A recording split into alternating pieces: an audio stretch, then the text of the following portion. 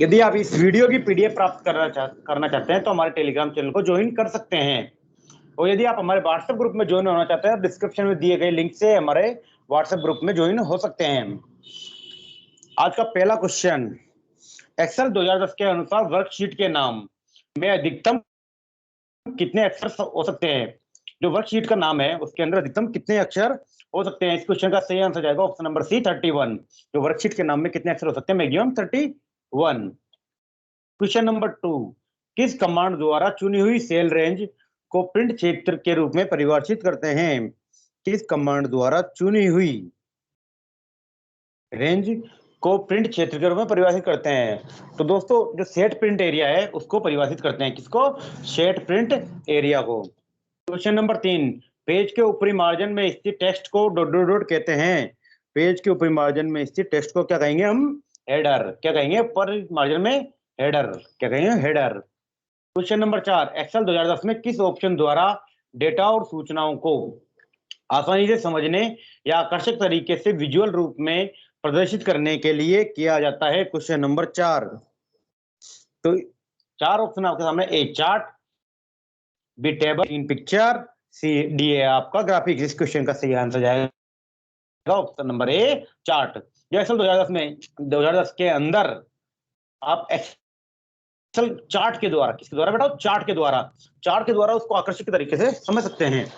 Question number 5, Excel file को Word document में insert करते समय डेटा डॉट डॉट डॉट होता है। एक्सेल, यदि किसी एक्सेल फाइल को वर्ड डॉक्यूमेंट में इंसर्ट करेंगे तो डेटा किस प्रकार से जाएगा? A hyperlink, B table, Word table, C linked, D embedded form. इस क्वेश्चन का सही आंसर जाएगा वर्ड टेबल के द्वारा। किसके द्वारा? वर्ड टेबल के द्वारा। Question option number B, Excel के एक सेल में अधिकतम कितने कैरेक्टर प्रदर्शित हो सकते हैं? एक्सेल के एक सेल में अधिकतम कितने कैरेक्टर प्रदर्शित हो सकते हैं? एक सेल के अंदर मैक्सिमम 1024 कैरेक्टर आ सकते हैं। कितने? 1024। क्वेश्चन नंबर 7, एक्सेल 2010 में कौन सा option page setup dialog box पर नहीं होता है? एक्सेल 2010 में कौन सा option page setup dialog box पर नहीं होता है? इसका सही आंसर ऑप्शन नंबर 3, प्रिंटर का चुनाव। क्या? प्रिंटर का चुनाव पेज सेटअप डायलॉग बॉक्स पर नहीं कर सकते हैं। क्वेश्चन नंबर 8, एक्सेल 2010 में एक वर्कशीट में कितनी रो होती है? एक्सेल 2010 में एक वर्कशीट के अंदर कितनी होगी? 10,48,576। Option number D is right answer. Question number 9, Excel में डॉट डॉट डॉट बटन द्वारा सेलों के मान या डेटा को जोड़ सकते हैं। किसके द्वारा सेलों के मान या डेटा को जोड़ सकते हैं? ऑटो सम। किसके द्वारा? ऑटो सम के द्वारा। क्वेश्चन नंबर 10, शॉर्ट कमांड के द्वारा किस प्रकार से डेटा को शॉर्ट कर सकते हैं? ए असेंडिंग, बी डिसेंडिंग, सी ए और वे दोनों, डी टॉप और बॉटम। जो शॉर्ट कमांड के द्वारा या तो असेंडिंग भी कर सकते हैं हम, डिसेंडिंग भी कर सकते हैं, ए और वे दोनों कर सकते हैं, लेकिन टॉप और बॉटम नाम का कोई ऑप्शन ही नहीं होता। क्या हो जाएगा? Option number 3 is right answer. अगला है आपका question number 11, quarter 1, quarter 2, quarter 3 आदि किसके उदाहरण हैं? क्वार्टर 1, क्वार्टर 2, क्वार्टर 3 किसके एग्जाम्पल होंगे? 4 ऑप्शन आपके सामने, पहला फॉर्मूला, दूसरा फंक्शन, तीसरा श्रृंखला, चौथा सिंटैक्स। किसके एग्जाम्पल होंगे ये? श्रृंखला के। किसके एग्जाम्पल होंगे? श्रृंखला के। अगला क्वेश्चन है आपका, आप दैनिक आधार पर शेयर बाजार की प्रगति co dot dot dot chart द्वारा प्रदर्शित करना चाहते हैं। किस चार्ट द्वारा प्रदर्शित करना चाहते हैं? इसके लिए आप किस प्रकार के चार्ट का उपयोग करेंगे? दोस्तों, जो शेयर बाजार होगा वो ऊपर घटता बढ़ता होगा। कैसा होगा? घटता बढ़ता होगा। अब पाई चार्ट कभी भी वैल्यू अपनी घटाएगा नहीं, बढ़ाएगा नहीं। सर्कल कभी घटाता बढ़ाता नहीं है। कॉलम चार्ट के अंदर आप वैल्यू इस प्रकार से रखेंगे, वो अपनी वैल्यू को निरंतर प्रदर्शित नहीं कर सकता। इस प्रकार से कौन सा चार्ट प्रदर्शित कर सकता है? केवल लाइन चार्ट। कौन सा chart? Line chart. Option number 2 is right answer. अगला है question number 13, cell address E21 प्रदर्शित करता है। E21 क्या प्रदर्शित करेगा? आपका ई नंबर का कॉलम होगा और 21 नंबर की रो होगी। E21 क्या प्रदर्शित करेगा? ई आपका प्रदर्शित करेगा कॉलम को, और 21 प्रदर्शित करेगा रो नंबर को। 21 किसको करेगा? रो नंबर को। तो E21 क्या होगा? आपका कॉलम। ई क्या होगा? कॉलम, और 21 क्या होगी? रो। क्वेश्चन नंबर 14, आप वर्कशीट में के सेल में किस प्रकार के डेटा को एंटर कर सकते हैं? A labels value formulas, B labels and values, C है आपका वैल्यूज एंड फॉर्मूलाज, डी है आपका फॉर्मूलाज ओनली। अब वर्कशीट के सेल में लेवल, वैल्यूज एंड फॉर्मूलाज इन सबको प्रदर्शित कर सकते हैं, लेवल, वैल्यूज एंड फॉर्मूलाज को। Question number 15। इससे पहले मैं बता देना चाहता हूँ आपको, RSCIT की या रिको की या किसी भी कंपटीशन एग्जाम तैयारी कर रहे हैं, उसके अंदर यदि कंप्यूटर है, उसकी महा मैराथन क्लास 27 नवंबर को सुबह 10 बजे आएगी। कितने बजे? सुबह मॉर्निंग 10 AM, 27 नवंबर को। Question number 15।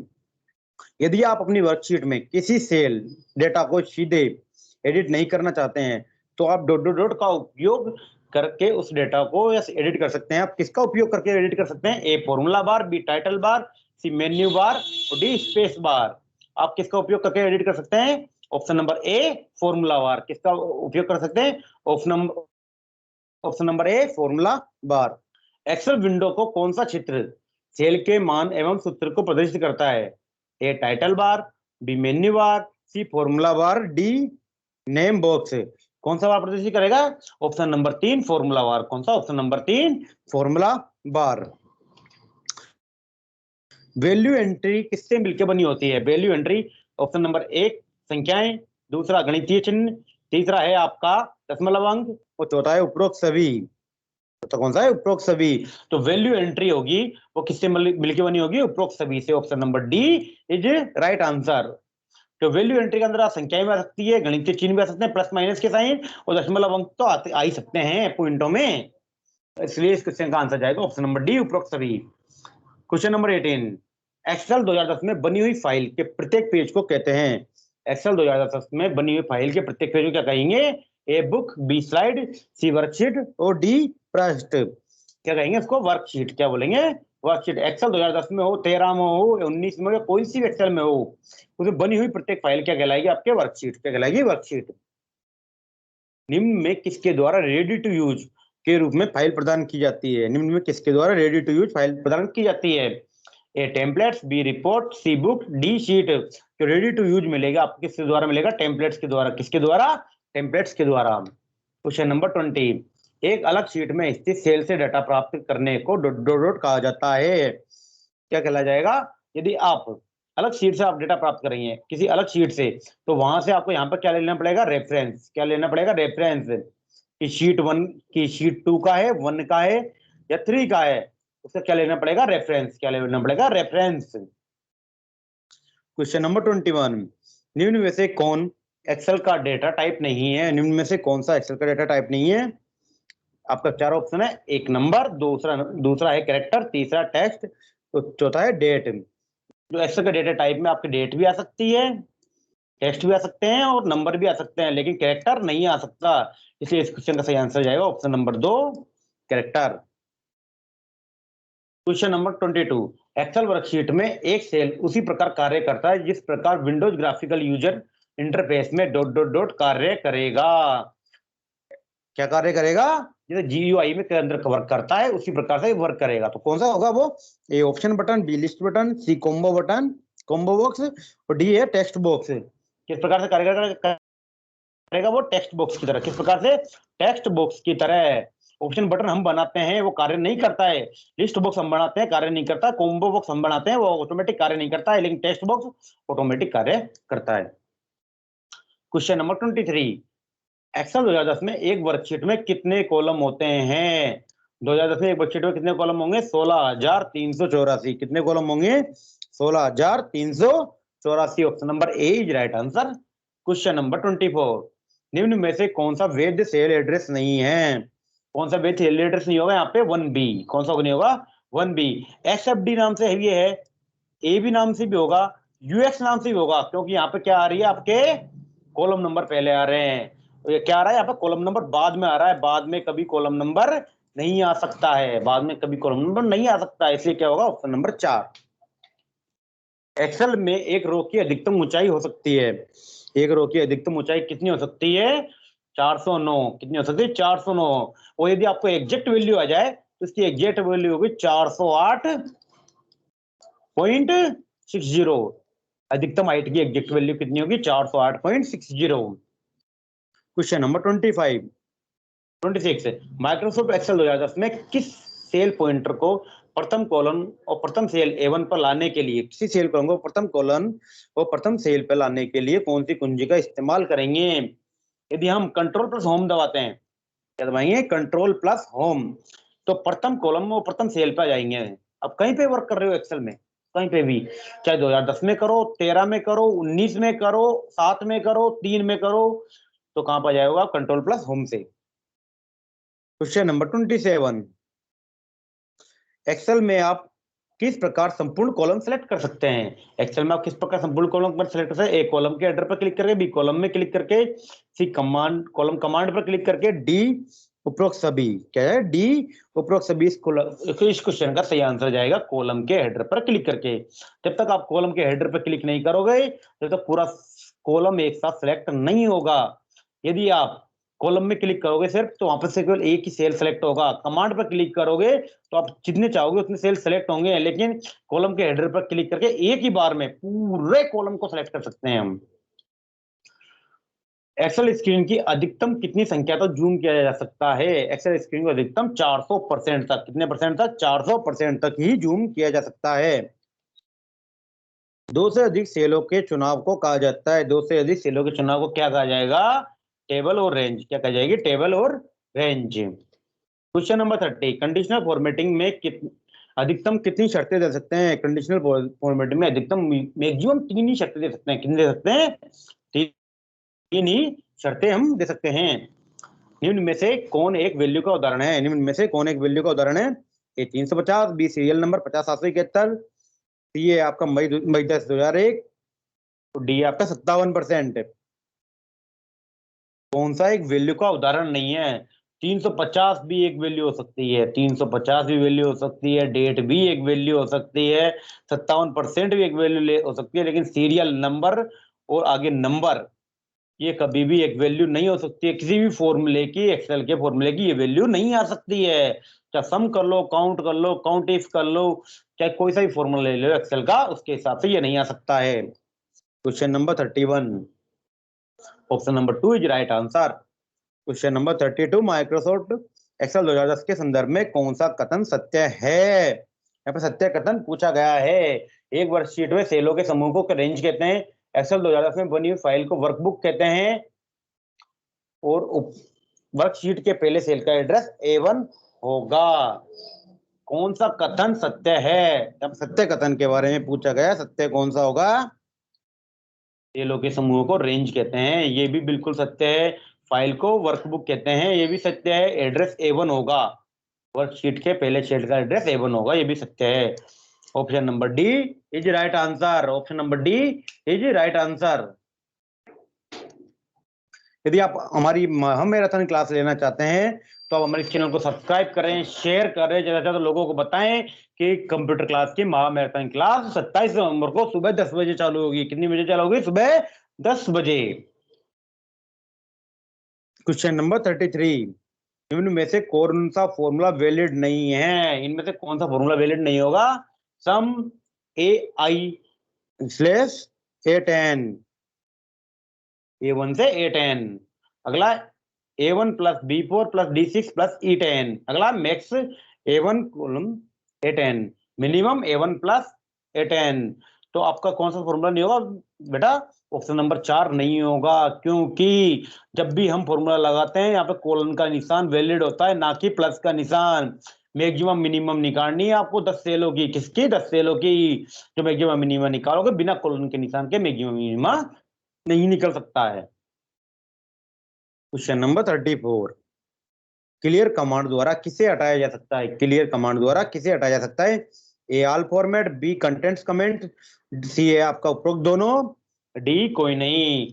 क्लियर कमांड द्वारा हम ऑल फॉर्मेट्स भी हटा सकते हैं, कंटेंट्स और कमेंट भी हटा सकते हैं, उपरोक्त दोनों हटा सकते हैं, लेकिन इसका राइट आंसर होगा ऑप्शन नंबर 3।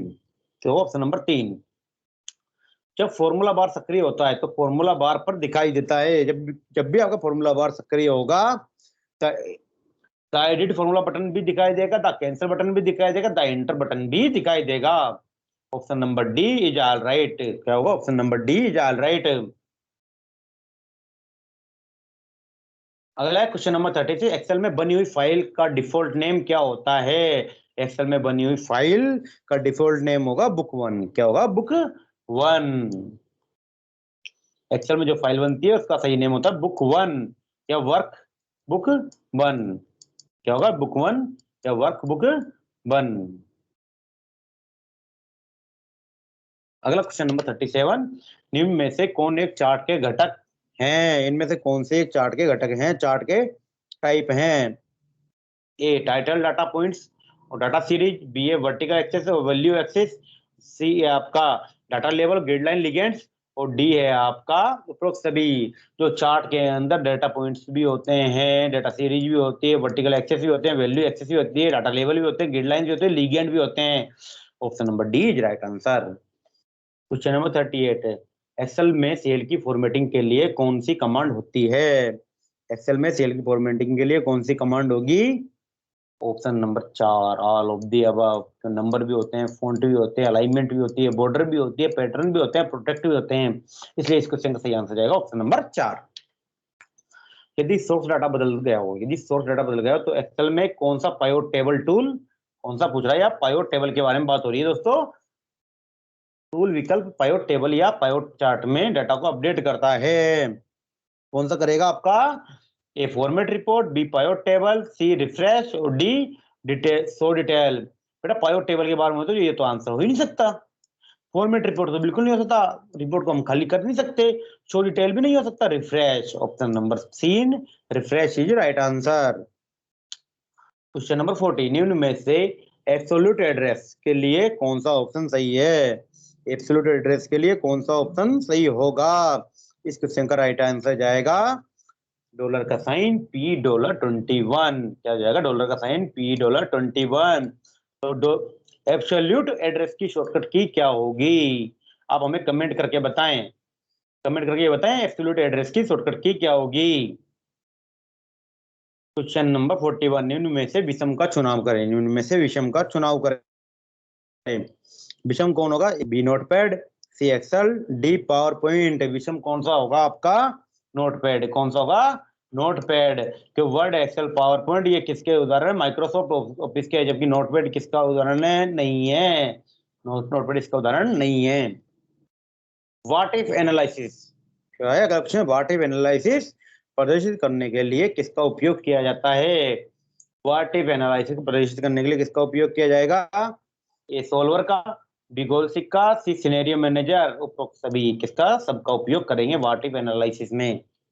क्वेश्चन नंबर 43, यदि एक फंक्शन के अंदर दूसरे फंक्शन का उपयोग करते हैं तो उसे क्या कहेंगे? आप जब भी किसी फंक्शन के अंदर दूसरे फंक्शन का उपयोग करेंगे उसको क्या कहेंगे? नेस्टेड। क्या कहेंगे बेटा?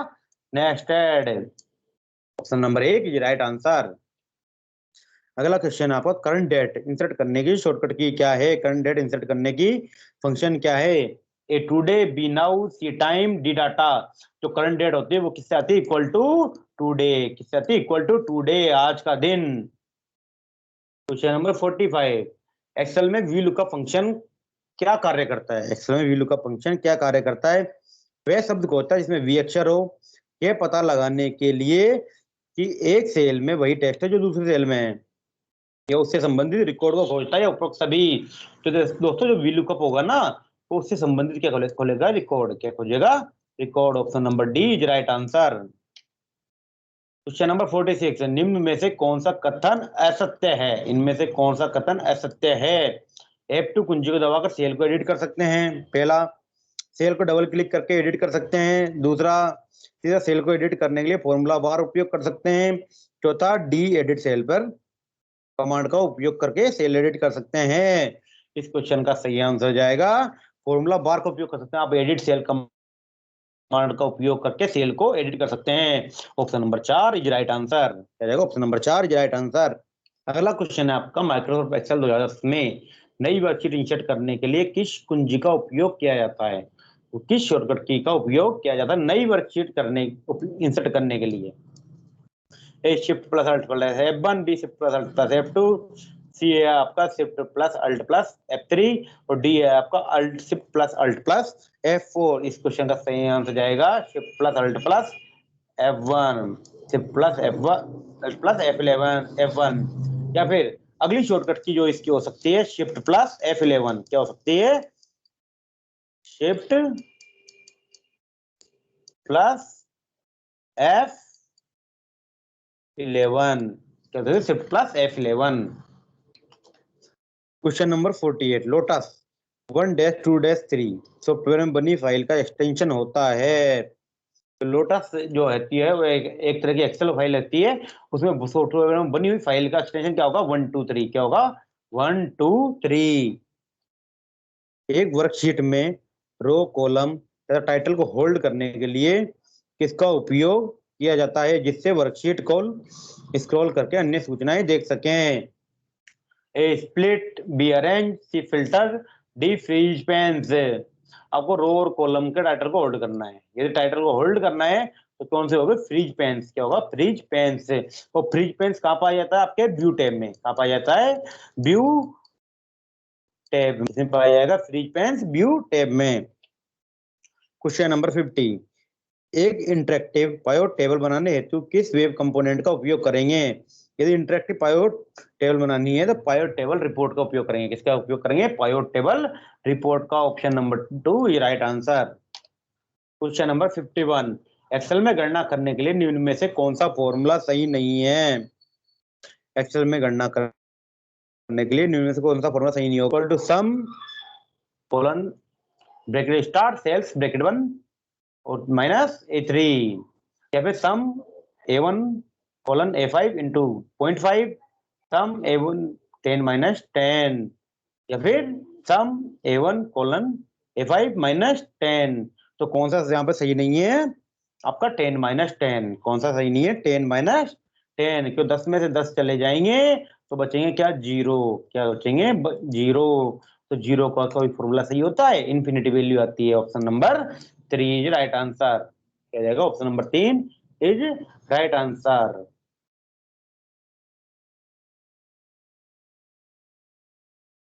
और अगला वो सही, इसका सही आंसर होगा सम और सेल्स। क्या होगा बेटा? सम और सेल्स। क्या होगा? सम और सेल्स है। ये भी राइट आंसर जाएगा। इस क्वेश्चन के 2 राइट आंसर जाएंगे, क्योंकि आप सम करते समय आपको क्या सेलेक्ट करना है? आपको नंबर सेलेक्ट करना है। नंबर सेलेक्ट करना है, ना कि कोई एक नाम लिखना है। नाम भी नहीं लिख सकते आप। ऑप्शन नंबर 1, ऑप्शन नंबर 3 दोनों इसके राइट आंसर हैं। ये दोनों फॉर्मूले सही नहीं हैं।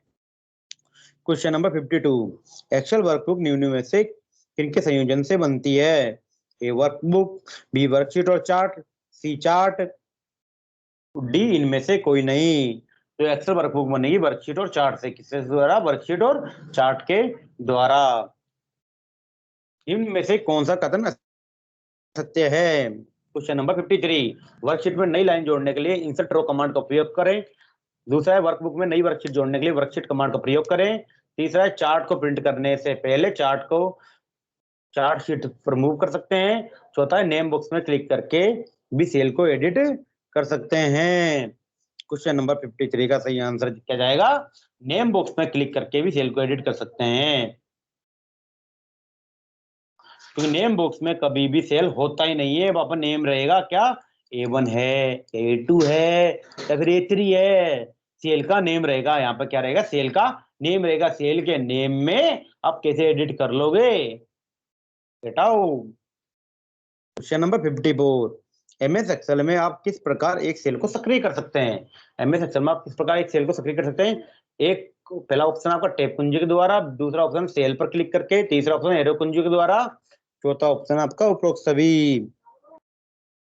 एमएस एक्सेल में आप किस प्रकार सेल को सक्रिय कर सकते हैं?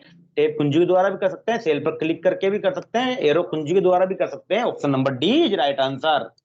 Option number D is right answer. किसी डेटा रेंज को उसी वर्कबुक की अन्य वर्कशीट पर ड्रैग करने के लिए किस कुंजी का उपयोग किया जाता है? ए टैब कुंजी, बी अल्ट कुंजी, सी शिफ्ट कुंजी और डी है आपका कंट्रोल कुंजी। उसी वर्कबुक की अन्य शीट पर ड्रैग करने के लिए आप किसका यूज करोगे? कंट्रोल के साथ में। किसके साथ में? कंट्रोल को होल्ड करके। किसके साथ में? कंट्रोल को होल्ड करके। Option number 4 is right answer. Question number 56, Excel में एक फॉर्मूला बनाने के लिए आपको आवश्यकता होगी। एक्सेल में एक फॉर्मूला बनाने के लिए आपको किसकी आवश्यकता होगी? केवल वैल्यूज की, केवल सेल रेफरेंस की, वैल्यू और सेल रेफरेंस दोनों की, या इनमें से कोई नहीं। बेटा एक्सेल में फॉर्मूला बनाने के लिए, क्या बनाने के लिए, फॉर्मूला बनाने के लिए वैल्यू और सेल रेफरेंस है दोनों की आवश्यकता होती है। किसकी आवश्यकता होती है? वैल्यू और सेल रेफरेंस है दोनों की आवश्यकता होती है। एक एक्सेल फॉर्मूला बनाने के लिए आप किसका उपयोग कर सकते हैं? एक एक्सेल फॉर्मूला बनाने के लिए आप केवल वैल्यू संदर्भ का, केवल सेल संदर्भ का, केवल सेल वैल्यू और सेल संदर्भ दोनों का, या इनमें से कोई नहीं? ये रहेगा क्वेश्चन नंबर 57। ये रहेगा इस क्वेश्चन का सही आंसर आपका। फॉर्मूला बनाने के लिए आप वैल्यू और सेल संदर्भ दोनों का उपयोग कर सकते हैं। किसका उपयोग कर सकते हैं? वैल्यू और सेल संदर्भ दोनों का उपयोग कर सकते हैं। Question number 58। एक्सेल में जहां पॉइंटर उपस्थित है वह सेल कहलाता है। जहां पर पॉइंटर उपस्थित होगा वो कौन सा सेल कहलाएगा? एडिटिंग सेल, चालू सेल, एक्टिव सेल या डीएक्टिव सेल? क्या कहलाएगा वो? Active cell. क्या कहलाएगा वो? Active cell. क्वेश्चन नंबर 58 का आंसर है ऑप्शन नंबर 3। सेल पॉइंटर को अगली शीट पर ले जाने के लिए हेतु, सेल पॉइंटर को अगली शीट पर ले जाने हेतु किस कुंजी का उपयोग करेंगे?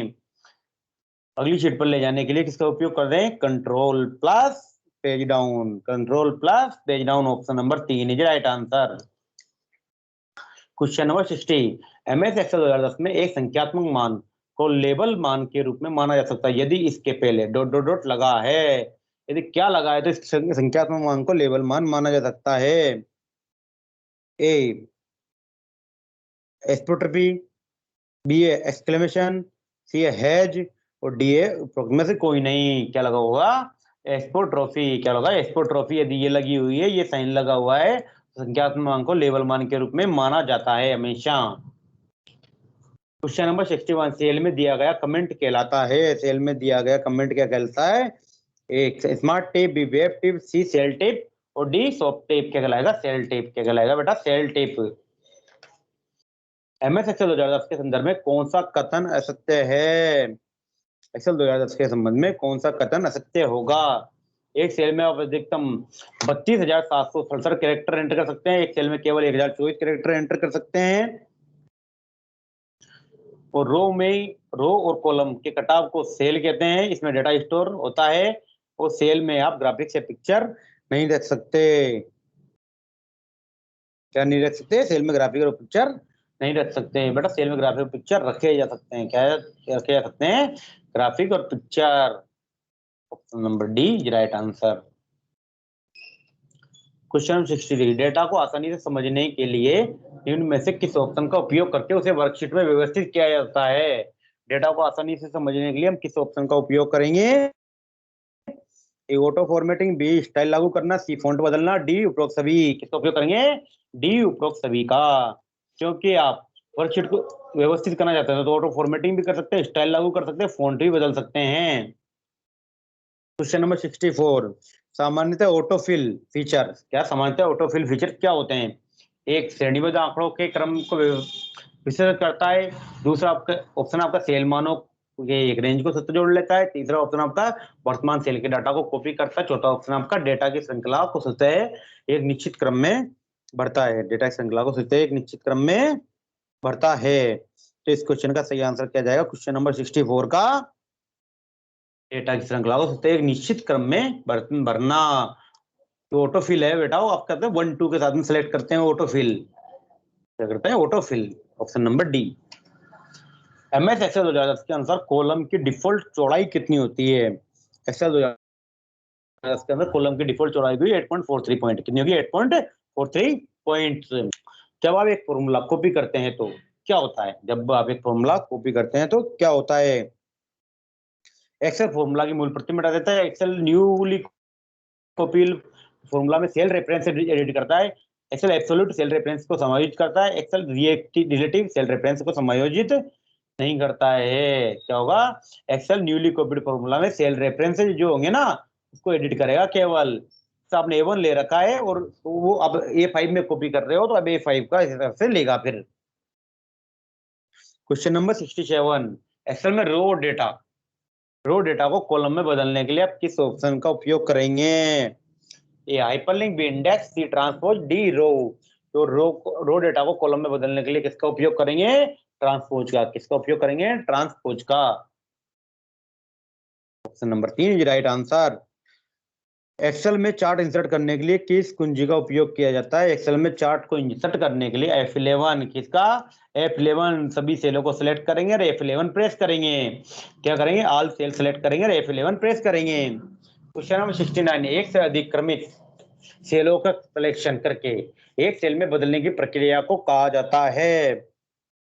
क्या कहा जाएगा? यदि आपके एक से अधिक सेलों को सिलेक्शन करो, एक सेल में बदल रहे हो आप, तो क्या कहा जाएगा? वो इस प्रकार से मैं A1 प्लस A2 को आपस में मर्ज करूंगा।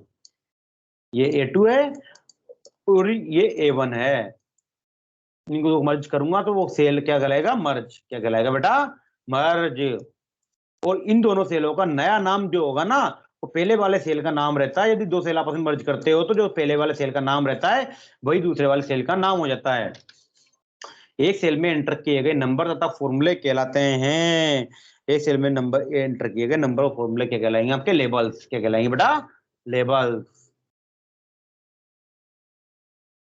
क्वेश्चन नंबर 71, फॉर्मूला एंट्री दो प्रकार की होती है। किस प्रकार की होती है? दो प्रकार की। A relative absolute, B mixed absolute, C A mixed relative, D A कोई नहीं। क्या कहलाएगी? रिलेटिव। एंट्री कितने हुए? तो एक दूसरे रिलेटिव करेगी या एब्सोल्यूट वैल्यू होगी। क्वेश्चन नंबर 72, एक्सेल में सबसे पुराना स्प्रेडशीट सॉफ्टवेयर है। एक्सेल में सबसे पुराना स्प्रेडशीट सॉफ्टवेयर कौन सा है? विजी केएलसी, सीएलसी। क्या होगा? विजी सीएलसी सबसे पुराना स्प्रेडशीट है। 9 जो बहुत ले आया था। वर्कशीट पर हॉरिजॉन्टल और वर्टिकल लाइंस को क्या कहेंगे? वर्कशीट पर हॉरिजॉन्टल जो वर्टिकल लाइन आती है ना आपके एक्सेल में, एक सेल दूसरे सेल से ज्यादा टाइम में, तो उसको क्या कहते हैं? आपके ग्रिड लाइन। क्या कहेंगे? Grid line. सेल में एंटर किए गए डेटा को स्वीकृत करने के लिए यह वैध तरीका नहीं है। कौन सा वैध तरीका नहीं है? आपका एरो कुंजी का उपयोग करके, टैब कुंजी का उपयोग करके, एस्केप कुंजी का उपयोग करके, या डी इनमें से कोई नहीं। आप किसका उपयोग नहीं कर सकते यहाँ पे? एस्केप की का। Option number 3। टैब कुंजी का उपयोग कर सकते हैं, एरो का उपयोग कर सकते हैं, लेकिन एस्केप का कभी यूज नहीं कर सकते। क्वेश्चन नंबर 75, निम्न में से कौन सा कथन सेल के संदर्भ में सही नहीं है? रन विंडो रन विंडो से एक्सेल चलाने के लिए एक्सेल टाइप करते हैं। ये कथन क्या है? बिल्कुल सत्य है। क्या है ये कथन? बिल्कुल सत्य है। एक्सेल 2003, 2007, 2010 का एक्सटेंशन नेम XLS.XLS होता है। बिल्कुल सही है। एक्सेल 2010 में एक फाइल में बाय डिफॉल्ट 3 शीट होती है। ये कथन भी बिल्कुल सत्य है, लेकिन कथन नंबर 4 बिल्कुल सत्य नहीं है। तो इस क्वेश्चन का सही आंसर जाएगा ऑप्शन नंबर 4, ये राइट आंसर। क्योंकि F3 का उपयोग अपन सेल को एडिट करने के लिए नहीं करते, सेल को एडिट करने के लिए किसका उपयोग करते हैं? F2 का। दोस्तों, यदि आप RSCIT, रिको, वीडियो या राजस्थान पुलिस की महामैराथन क्लास लेना चाहते हैं तो आप हमारे साथ 27 नवंबर को सुबह 10 बजे जुड़ सकते हैं। कितने बजे? 27 नवंबर को सुबह 10 बजे। आज के लिए इतना ही। धन्यवाद दोस्तों। यदि आप इस वीडियो की PDF प्राप्त करना चाहते हैं तो हमारे टेलीग्राम चैनल को ज्वाइन कर सकते हैं, और यदि आप हमारे व्हाट्सएप ग्रुप में ज्वाइन होना चाहते हैं तो डिस्क्रिप्शन में दिए गए लिंक पर आप क्लिक कर सकते हैं। आज के लिए इतना ही दोस्तों। धन्यवाद। कमेंट सेक्शन में एक जवाब जरूर लिख देना आपको आज की वीडियो कैसी लगी, और जय हिंद। दोस्तों क्या लिखना है आपको? जय हिंद।